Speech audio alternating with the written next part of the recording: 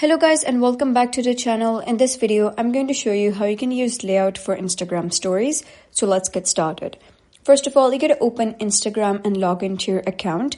And then you gotta click on this plus icon at the top left. Once you do so, you'll be able to see numerous options such as create, boomerang, layout, AI images. So you gotta click on the third one that says layout. Once you click on that, you'll be able to see a grid. You can change your grid by clicking on this button over here, and there are numerous grid such as grid of 4, grid of 2, grid of 3, 3, 6, and 2. So I'm just going to let it be on 4. And then you got to click on this icon at the bottom left and select any image you want to add on the first one. So I'm going to let it be this one, and you can also pinch it in order to resize. And then you're going to select the second one, and after that select the third one. And then finally the fourth one as well. If you wish to delete it, you can click on it and delete it.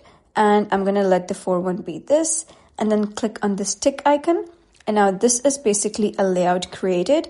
You can also edit it further if you want to add any text. You can also use any sticker, add any music you want, and then simply click on your story or close friend story, whichever you want. And that is how you can use layout for Instagram stories. So if you found this guide helpful, please consider subscribing and leaving a like. It really helps me out, and I'll see you next time.